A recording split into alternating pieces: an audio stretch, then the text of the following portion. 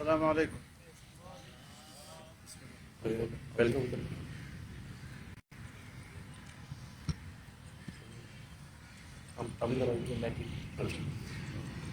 اعوذ باللہ من الشیطان الرجیم بسم اللہ الرحمن الرحیم.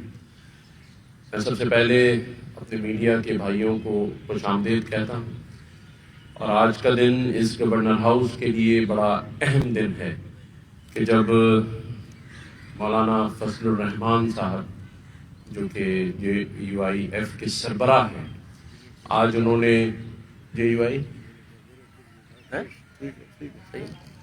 آج انہوں نے یہاں آ کر گورنر ہاؤس کو عزت بخشی. آج گورنر ہاؤس میں میرے لیے یہ اعزاز کی بات تھی کہ ہم نے مولانا فضل الرحمان صاحب کو PhD کی ڈاکٹریٹ کی آنری ڈگری دی ہے. تو آج ہم سب مولانا صاحب کو ڈاکٹر مولانا فضل الرحمان صاحب آج سے کہہ سکتے ہیں. یہ ہمارے لیے اعزاز تھا. آج مولانا صاحب سے اندر تفصیلی بات چیت بھی ہوئی ہے. مولانا صاحب کے سامنے میں نے 2-3 گزارشات رکھی ہیں، اور وہ یہ بات ہے کہ پاکستان میں اسلام کی بات ہو یا دنیا میں پاکستان کی بات ہو، دینی طبقہ اور خاص طور پہ مولانا فضل الرحمان صاحب کا کردار سبھی کے سامنے ہے، اور اس کردار کی وجہ سے اسلام کا پاکستان میں اور پاکستان کا دنیا میں ایک مقام موجود ہے. دنیا کی طاقتیں آج ہماری جو دینی طبقہ ہے اس کو اپنے لیے ایک ڈر اور خوف کی علامت بھی سمجھتی ہیں، کیونکہ دینی طبقہ اپنے اصولوں کے اوپر کھڑا ہوا ہے. آج جو بات میری مولانا صاحب سے اندر ہو رہی تھی وہ بات تھی کہ آج جب پاکستان معاشی بحران سے نکلنے کی کوشش کر رہا ہے، کیونکہ اللہ تعالیٰ نے 10 مئی کو اس خطے میں پاکستان کو ایک عزت بخشی. آج پاکستان نے بھارت کو شکست دے کر اس خطے میں طاقت کے توازن کو برابری کی بنیاد پر لا کر کھڑا کر دیا. لیکن آج پاکستان دہشت گردی کا شکار ہے، چاہے وہ بلوچستان میں ہو رہی ہو، KPK میں ہو رہی ہو، اور یہ جو خوارج جن کا ہم روزانہ ذکر دیکھتے ہیں، ان کا جو تانے بانے ہیں وہ جا کر افغانستان سے ملتے ہیں. اور یہ وہ افغانستان ہے جسے پاکستان نے انگلی پکڑ کر تجارت ہو یا کھیل کا میدان ہو، ہر جگہ اپنا مسلمان اور پڑوسی بھائی سمجھ کر اپنے پاکستان میں جنگ کے دوران ان کو جگہ دی، اپنا بھائی مانا. کرکٹ ٹیم ہو، تجارت ہو، پاکستان سے جو بھی ہم سپورٹ اپنے افغانستان اور افغانی بھائیوں کو کر سکتے تھے وہ آج تک ہم نے کی ہے. لیکن آج جو افغانستان میں وہ لوگ جو بھارتی سپانسرڈ ہے وہ موجود ہیں، اور ہماری انٹیلیجنس رپورٹ یہ کہتی ہے کہ بلوچستان میں دہشت گردی کے تمام تانے بانے جا کر افغانستان سے ملتے ہیں، جس کا بارہا افغانی حکومت کو اظہار کیا گیا، فارن آفس کے تھرو کیا گیا، انٹرنیشنل میڈیا کو بتا کر کیا گیا. لیکن یہ سلسلہ جاری اور ساری ہے. میں نے مولانا صاحب کے سامنے یہ بات رکھی، اور میں انتہائی خوشی سے یہ بات کہہ رہا ہوں کہ مولانا صاحب نے خود ایک کردار ادا کیا. جب افغانستان سے تعلقات ٹھیک نہیں تھے تو انہوں نے وہاں جا کر بھی ان لوگوں کو بات چیت کی اور ایک حل نکالا. اور آج بھی میں سمجھتا ہوں کہ مولانا صاحب اس بات کی تائید کریں گے کہ جو لوگ وہاں دہشت گردی کر رہے ہیں ان سے لا تعلقی کا اعلان افغانستان کو بھی کرنا چاہیے، اور افغانستان کو ان لوگوں کو حوالے کرنا چاہیے اگر وہ انڈین اسپانسرڈ ہے. اور کوئی ایسی چیز افغان سرحد سے پاکستان کے لیے نہیں ہونی چاہیے جس سے پاکستان کی معیشت اور سالمیت کے اوپر بات آئے. میں یہ سمجھتا ہوں کہ جو خوارج ہیں ان کے لیے ہمارے تمام جو دینی مدارس اور علماء کرام ہیں ان کو فتویٰ بھی جاری کرنا چاہیے. لیکن جب میں نے یہ بات مولانا صاحب سے کہی تو انہوں نے کہا ہم نے تو پہلے ہی اور جاری کر چکے ہیں اور ابھی ایک اجلاس بھی ہے. تو میں سمجھتا ہوں کہ ہم سب اس امید کے ساتھ کہ جب پاکستان کی سالمیت آئے گی تو دینی طبقہ پاکستان کی عزت اور سالمیت کے لیے اپنا کردار ادا کرے گا. ہمارے تمام مدارس جو کہ دینی تعلیم دے رہے ہیں اور علماء کرام اور مفتی کرام پیدا کر رہے ہیں، وہ بھی پاکستان کی جب سالمیت ہوگی، اس کا وقار کی بات ہوگی، تو یہ دنیاوی اور دینی طبقہ مل کر تمام سیاسی جماعتیں، دینی جماعتیں اپنا اہم کردار ادا کریں گی. سیاست کے لیے تو ساری زندگی پڑی ہے، لیکن آج جس معاشی بحران سے پاکستان گزر رہا ہے، جس طرح بھارت اپنی شکست کا بدلہ لینے کے لیے پر تول رہا ہے، جہاں بھارتی عزائم ہمارے سامنے ہیں، جس طرح اس نے مساجد کو جنگ کے دوران شہید کیا، جس طرح سویلین آبادی پر اس نے حملے کیے، اور جس طرح اس کی خواہش کا اظہار اس کی میڈیا نے کیا، میں سمجھتا ہوں کہ آج پاکستان کے اندر یہ ہمارے علماء کرام اور دینی طبقہ موجود ہے جو کہ بھارتیوں کو منہ توڑ جواب دینے کے لیے پاکستان کے ساتھ کھڑا ہے. میں یہ سمجھتا ہوں کہ وزیر اعظم پاکستان اور فیلڈ مارشل جنرل حافظ عاصم منیر صاحب جس طرح پاکستان کی معیشت اور سالمیت کے لیے کام کر رہے ہیں، اللہ کرے کہ پاکستان اس کے ثمرات دیکھے، اثرات دیکھے، اور پاکستانی قوم کو، 25 کروڑ عوام کو یہ جو ہم نے جنگ جیتی ہے اس کے ثمرات نظر آئیں معاشی طور پر. اور اسی طرح جو پاکستان کا مقدمہ ہم آگے لے کر جا رہے ہیں، اللہ تعالیٰ اس میں ہم سب کو مدد کرے. میں ایک دفعہ پھر مولانا فضل الرحمان صاحب کا، غفور حیدری صاحب کا، میرے بھائی مولانا راشد سومرو صاحب کا اور مولانا صاحب کی پوری ٹیم کا دل سے شکریہ ادا کرتا ہوں. مولانا صاحب نے شفقت کی ہے، ہمارے بڑے ہیں، پاکستان کے بڑے ہیں، اور میں ہمیشہ جب بھی اسلام آباد کوئی موقع ہوتا ہے تو مولانا صاحب سے ضرور کہتا ہوں کہ میں آپ کے پاس آ رہا ہوں. وہاں یہ ہمیشہ ہمیں جلیبی اور مٹھائی کھلاتے ہیں. آج میں نے بھی مولانا صاحب کے لیے اپنے ہاتھ سے حلیم بنایا ہے، تو میں کوشش کروں گا کہ مولانا صاحب کو پسند آئے. مولانا صاحب سے 2 لفظ کی گزارش. بسم اللہ الرحمن الرحیم، صلی اللہ علی النبی الکریم وعلی آلہ وصحبہ وبارک وسلم. جناب گورنر صاحب، میں آپ کا اور آپ کی پوری ٹیم کا شکر گزار ہوں. آپ نے دعوت دی اور ہمیں آپ نے عزت سے نوازا، جس کی میں دل کی گہرائیوں سے قدر کرتا ہوں. اسلام آباد میں آپ ایک سے زیادہ مرتبہ تشریف لائے ہیں اور ہم وفادار لوگ ہیں، روایات کے لوگ ہیں، تو آپ نے دعوت دی تو ہم یہاں آپ کی خدمت میں حاضر ہوئے.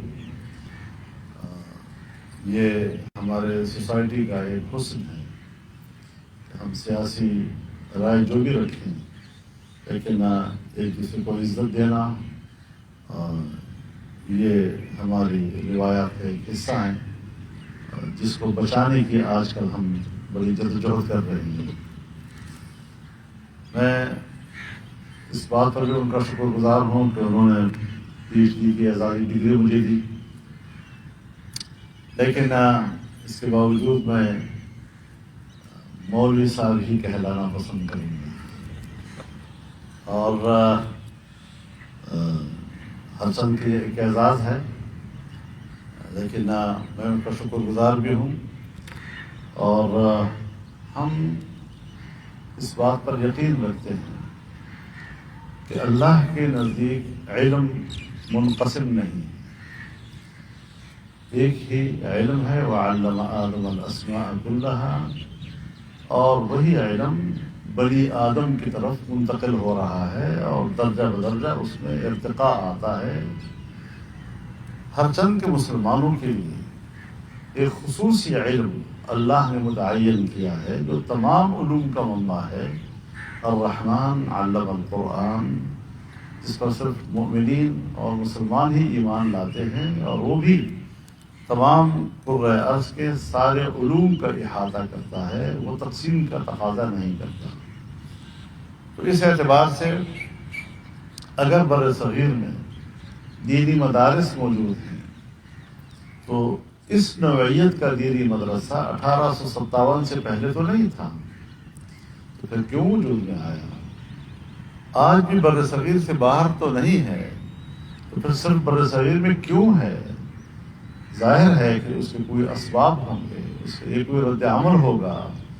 جب قرآن، حدیث، فقہ اور ان علوم کو نصاب سے خارج کیا جائے گا تو امت مسلمہ کی رہنمائی کے لیے علماء کرام نے ایک کردار ادا کیا ہے۔ اور میں آج بھی سمجھتا ہوں کہ حکومت اگر اس بارے میں سنجیدہ ہو کہ ایک مشترکہ نصاب تشکیل دیا جائے تو اس پر بات ہو سکتی ہے، لیکن دینی علوم اور مدارس کے خاتمے کا جو رویہ ہے یہ قابل قبول نہیں ہے، اور یہ مغرب کا ایجنڈا ہے، اور اس مغرب کے ایجنڈے کو اپنا ایجنڈا کہہ دینا یہ میرے نزدیک کہیں بھی جائز بات نہیں ہے۔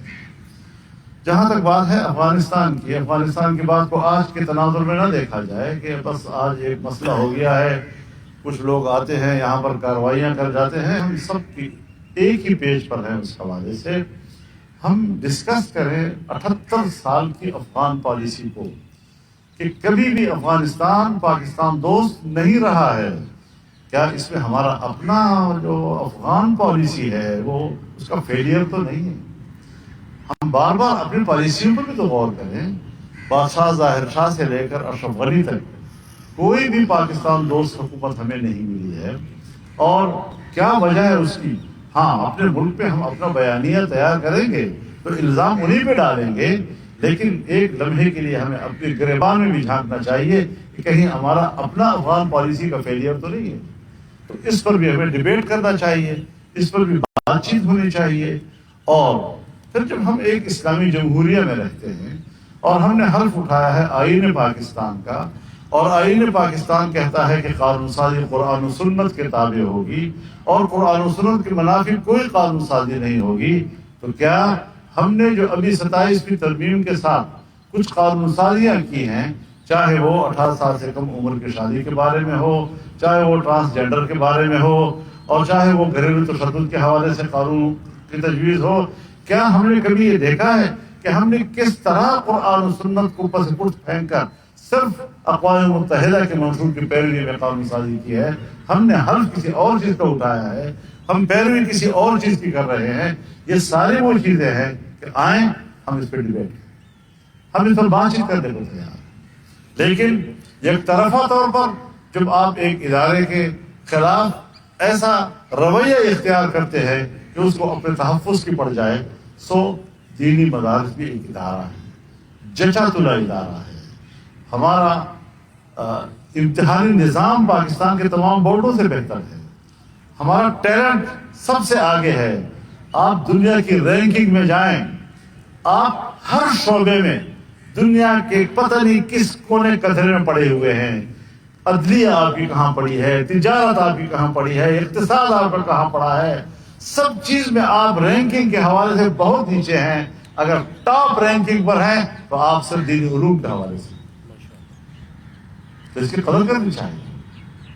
ہاں، آج دفاعی حوالے سے پاکستان کی پوزیشن اچھی ہوئی ہے، اور ہمیں اس حوالے سے اپنے اس کو مینٹین رکھنا چاہیے۔ ہم پاکستان کے طاقتور دفاع کو خیر مقدم کہتے ہیں، لیکن دفاعی قوت کو دفاعی لحاظ سے مضبوط دیکھنا چاہتے ہیں، دفاعی قوت کو سیاسی لحاظ سے مضبوط ہونا یہ شاید یہ عوام کا حق ہے اور سیاستدانوں کا حق ہے۔ تو اس حوالے سے ہمیں سیاسی اداروں کو مضبوط کرنا چاہیے۔ تمام ادارے مضبوط ہوں گے تو ہم ایک قوم کی طرح آگے بڑھ سکیں گے۔ ایک دوسرے کی بالادستی کی بجائے ہمیں آئین کی بالادستی کی طرف جانا چاہیے، ہمیں پارلیمنٹ کی سپرمیسی کی طرف جانا چاہیے، ہمیں عوام کے حق اقتدار کی طرف جانا چاہیے، اور ان کے ووٹ کے حق کو اور ان کے تقدس کو تسلیم کرنا چاہیے۔ یہ وہ چند بنیادی چیزیں ہیں جس پر میرے خیال میں اصولی طور پر تو کوئی اختلاف نہیں ہے، لیکن عملی طور پر ہم اس پوزیشن میں آ جائیں، ہم اس کا خیر مقدم کرنے کے لیے تیار ہیں۔ کامران خان کشوری صاحب ہوں یا فیصل وابڈا، ان کا تو ایک خاص پس منظر ہے موجودہ سیاسی منظرنامے میں۔ آپ اس وقت مزاحمت کی بات کر رہے ہیں اور موجودہ نظام کے مخالف ہیں۔ موجودہ نظام کے دو بڑے بینیفیشری اور دو بڑے فگر ہیں، تو کس طرح آپ اپنی بات کو मज़ाहमत चाहते हैं कि मुफाहमत चाहते हैं? उन्होंने भी अपनी बात कह दी, मैंने भी अपनी बात कह दी। अब मजीद बात के खाल उतारने आप बाकी फैसला आ गया है।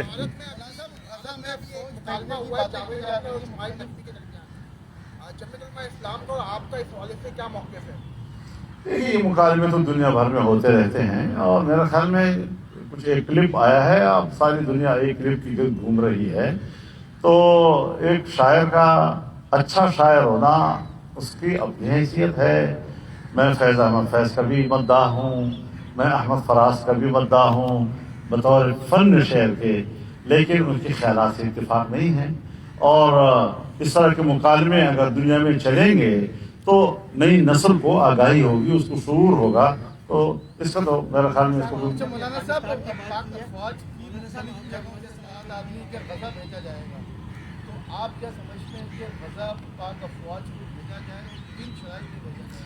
हमें एक तरफ तजुर्बा है, जब ब्रिगेडियर ज़ियाउल हक गए थे और उर्दू में उन्होंने फ़िलिस्तीनियों के खिलाफ कार्रवाई की थी, आज भी फ़िलिस्तीनियों को भूला नहीं है। हमने एक ज़माने में इस इम्तिहान से भी गुजरे कि इराक़ फ़ौज भेजे जाए या नहीं जाए। अब ये पीस कीपिंग फोर्सेस, तो ये पीस कीपिंग नहीं होते, ये जंग कीपिंग, वॉर कीपिंग फोर्सेस होती हैं, जिसका नाम मासूम रखा जाता है। पाकिस्तान कतई ये गलती न करे कि वो बैनुल-अक़वामी इस फोर्स का हिस्सा बने कि जहां एक बार फिर फ़लस्तीनियों को हम अपनी बंदूक का निशाना बनाएं। ऐसी हालत से पाकिस्तान को गुरेज करना चाहिए और आलमी सतह पर हमें मुतनाज़ा नहीं बनना चाहिए।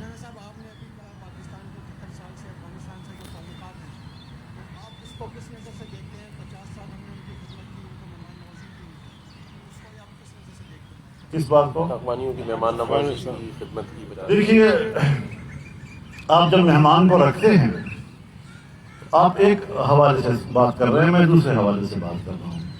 आपके घर में मेहमान है, उसने 3 दिन गुजारे, हफ्ता गुजारा, महीना गुजारे, 3 महीने गुजारे, साल गुजारा, लेकिन उसको निकालते वक्त आपने उसको लात मार के निकाला। क्या आपने अपनी पूरी मेहमानदारी ज़ाया नहीं कर दी? मुझे शिकायत है वहां की गवर्नमेंट से, मुझे शिकायत है इस बात की कि वहां पर कुछ मुसल्लह तंजीमें हैं और उनके मराकज़ वहां पर हैं और जोर हम डाल रहे हैं यहाँ पर मुहाजिरीन के ऊपर जो 40 साल से हमारे मेहमान हैं। तो इस तरीके से कि जोर कहीं और जगह से आ रहा है और उसका इजहार हम किसी और जगह पे कर रहे हैं। मेरे ख्याल में मुहाजिरीन को हमें मेहमान की तरह डील करना चाहिए। और दूसरी बात ये कि मुहाजिर जब आता है किसी एक मुल्क से दूसरे मुल्क में, तो ये मुहाजिरीन एक मसला बनता है और ये 2 तरफा होता है। तो अफगानिस्तान और पाकिस्तान के दरमियान ये 2 तरफा मसला है। इसमें हमें ये भी देखना होगा कि अफगानिस्तान के लोगों ने 40 साल जो यहाँ गुजारे, उसमें कितना अफगानी है कि जिसने पाकिस्तान के अंदर इन्वेस्ट किया है। बहुत से बैंक ऐसे हैं कि जिससे अगर अफगानी अपना पैसा निकाल लें तो वो दिवालिया हो जाएं। उन्होंने यहाँ सरमायाकारी की है पाकिस्तान के मफाद में। अगर उनका सरमाया इस्तेमाल होता है, क्या कभी हमने इस पर गौर किया है कि हम उस सरमाए को तहफ़्फ़ुज़ कैसे देंगे, उसको पाकिस्तान के मफाद में कैसे इस्तेमाल करेंगे? इसी तरीके से अगर पाकिस्तान के अंदर अफगानी इस हिजरत के दौरान यहाँ पढ़े लिखे हैं, यहाँ वो इंजीनियर बना है, यहाँ वो डॉक्टर बना है, मुख्तलिफ शोबे में उसने, तो ये हमारा स्किल है। वो स्किल जो पाकिस्तान के अंदर बना है, मैं उसके क्या फायदा हासिल कर रहा हूँ या उसको भी धकेल रहा हूँ और जाया कर रहा हूँ कि न वहाँ काम कर रहे न मेरे मुल्क के अंदर वो मेरे काम आ जाए। उसके लिए भी पॉलिसी होनी चाहिए कि मेरा स्किल मेरे मुल्क के मफाद में इस्तेमाल हो। इसी तरीके से जो तालिब इल्म है, जो 10वीं में पढ़ता है, 8वीं में पढ़ता है, 12वीं में पढ़ता है, अगर मैं उसको आज धकेल दूं तो वहां तो निसाब ही कुछ और होगा। तो क्या मैंने उसकी तालीमी जिंदगी जाया नहीं कर दी? ये इंसानी हक का मामला होता है। इस कैटेगरी को हमने अलग तौर पर देखना चाहिए। फिर अगर एक अमन अमान वहां आ गया है और वहां की हुकूमत भी कहती है कि अमन है, तो फिर मुहाजिर को वहां भेजने के लिए 2 तरफा मुज़ाकरात करके उसका शेड्यूल बनाना चाहिए, न कि धकेल दिया जाए और गेट बंद कर दिए जाए, तिजारत बंद कर दिया जाए, लोगों का आना जाना रोक दिया जाए। तो अवाम को स्टेट के अंदर के जो मामलात होते हैं उसकी वजह से अवाम को रगेदना और घसीटना, ये मेरे ख्याल में दुनिया में किसी कानून में जायज नहीं है। जी